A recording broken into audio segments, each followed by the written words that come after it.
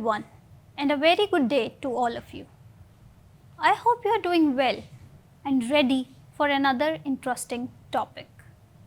Today we'll talk about descriptive writing, focusing on its definition, main elements and steps of writing. By the end of this lecture, you will be able to understand descriptive writing and its purpose, identify key elements of descriptive writing, recognize the basic structure of a descriptive essay, explain the process of writing descriptive essay. So what is descriptive writing? Descriptive writing is one of the most powerful forms of expression in the English language. Its primary goal is to create vivid images in the reader's mind through the use of sensory details, figurative language, and careful word choice. Unlike narrative writing, which focuses on plot and action, descriptive writing centers on painting a picture. Painting a picture whether of a person, a place, object, emotion, or event. It seeks to immerse the reader completely into the scene or subject by appealing to the five senses, which are sight, sound, smell, taste, and touch. In essence, descriptive writing turns words into experiences, making them more engaging, memorable, and emotionally resonant. Descriptive writing, at its core, is an expressive form of writing that seeks to recreate experiences, environments, emotions, and impressions through language. Unlike expository or argumentative writing, which aims to inform or persuade, descriptive writing is primarily aesthetic and evocative. It endeavors to make the abstract tangible and the invisible visible. The challenge for students is not only to describe, but to describe with purpose, with clarity and style, making the experience deeply immersive and intellectually engaging for the reader. One of the first principles advanced writers must grasp is that descriptive writing is not about overloading the text with adjectives or ornamental language, but about a selective detail. Effective description is rooted in observation, but it also requires interpretation. It is not enough to describe what something looks like. The writer must decide what that object or scene means within the broader context of the text. For instance, describing a setting as a narrow, dimly lit alley choked with cigarette smoke and echoing with distant footsteps conveys not only the physical space but also a psychological tone, perhaps one of danger, isolation, or suspense. This is what distinguishes descriptive writing at the advanced level, like it is conceptually layered, drawing connections between imagery, meaning, and theme. Some basic features of descriptive writing includes that it has clear focus and purpose can be called as the perspective as well. A successful piece of descriptive writing begins with clear focus and purpose or perspective. The writer must decide exactly what is being described and why. Focus refers to the central subject or dominant impression the writer wants to convey, while perspective refers to the point of view from which the description unfolds. These elements act as an anchor that unifies the sensory and figurative elements around a coherent emotional or thematic center. For example, a writer might choose to describe a city street from the perspective of a lost child versus that of a returning soldier. Though the physical setting may be the same, the selected detail, tone, and emphasis would differ dramatically. Thus, focus and perspective ensure that descriptive writing is not just detailed but meaningful and intentional. Whether the goal is to share the beauty of a sunset, the chaos of a marketplace, or the loneliness of a forgotten street, the writer's perspective shapes every word. This means selecting a central idea or mood to convey and making sure that every sentence contributes to that chosen tone. If the purpose is to evoke serenity, the writer may use calm, flowing language and soothing imagery. If the goal is to create suspense or discomfort, short, sharp sentences and dark, gritty details may be more effective.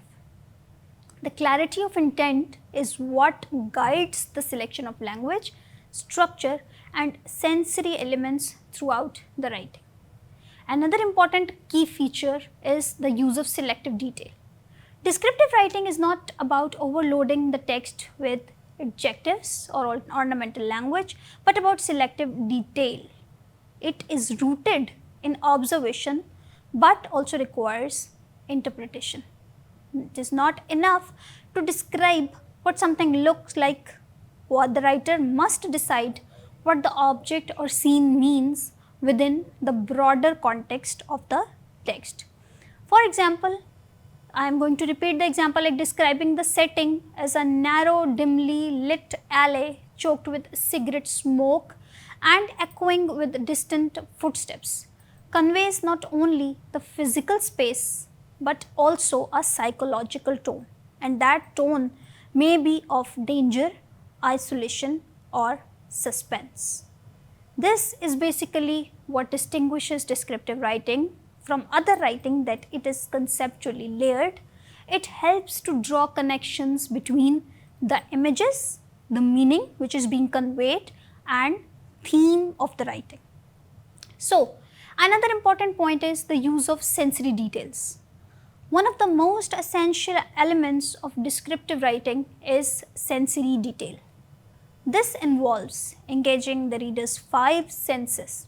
The 5 senses include the sense of sight, sound, smell, taste and touch through precise and concrete language. Sensory imagery transforms abstract descriptions into vivid mental experiences. Let me give you an example. Instead of saying the room was old, a writer might say the wooden floor creaked with every step and the musty scent of forgotten books clung to the air. This activates more than just the reader's visual sense. It pulls them into the atmosphere. Sensory detail should be carefully selected, not randomly inserted in the writing. Each sensory cue should contribute to the mood or theme the writer is constructing. Sensory detail should not be used for its own sake, but rather to advance the tone, theme or atmosphere of the writing. In academic or creative work alike, these elements help the reader to fully inhabit the world the writer has constructed. So, overloading a scene with irrelevant sensory data can disrupt coherence and dilute emotional impact. For example, rather than saying the garden was nice, a descriptive writer might say the garden burst with marigolds and jasmine, their scents mixing in the humid air as bees buzzed lazily from bloom to bloom. These sentences gave the reader something to see, smell and hear, making the experience more vivid. That's why descriptive writing thrives on such detail. Every element, the texture of the tree bark, the color of the sky at dusk, the muffled crunch of the footsteps in the snow, adds depth to the scene and draws the reader further. Next is the use of figurative language. Beyond sensory appeal, descriptive writer relies heavily on figurative language to add richness and depth. Similes, metaphors, personification and symbolism enable writers to convey abstract ideas through concrete images. These tools help writers create connections and comparisons that enhance meaning and evoke emotion. Figurative language is not merely decorative. It offers the writer a tool for expressing the abstract through the concrete. For example, if we say, "Her voice was a blade of ice," tells the reader much more than "she spoke coldly." It suggests emotional sharpness, danger, and detachment. Another example, describing a storm as the sky's angry tantrum, uses personification to give the scene an emotional charge. While a simile like "her voice was like warm honey" offers a sensory connection that goes beyond literal description. Describing grief as a black fog that clings to the lungs transforms a vague emotional state into a visceral physical sensation. At a more advanced level, figurative language becomes a tool not just for illustration but for thematic reinforcement. The metaphor must do more than compare. It must resonate with the underlying philosophical, emotional inquiry of the text. In literary analysis or creative writing coursework, students are often asked to identify or produce language that operates on multiple levels like literal, emotional, symbolic, and this is where figurative expression proves most valuable. Figurative language can make writing more poetic and impactful when used sparingly and with purpose. However, it's important not to overuse it, as too many metaphors or similes can overwhelm the reader and detract from the clarity of the scene. Next is use of specific tone and attitude. Another vital element is tone, which refers to the writer's attitude towards the subject matter, conveyed through diction, which is called as the word choice, syntax, which is the sentence structure, and detail selection. The tone shapes the reader's emotional response and determines how a scene is perceived. For example, description of a hospital room could be clinical and detached, like white walls, stainless steel tools, and antiseptic scent. Or it can be warm and hopeful, like sunlight filtered through clean curtains, soft voices murmured reassurance. The tone must be consistent with the intended mood and purpose of the text. Furthermore, tone allows the writer to position themselves in relation to the subject, whether as an observer, participant, critique, or admirer, and influences the reader's engagement and interpretation. The writer must be constantly aware not only of what is being described, but of how and why it is being described so in a particular manner. So that's all for today. We'll continue our discussion in the next session. Thank you.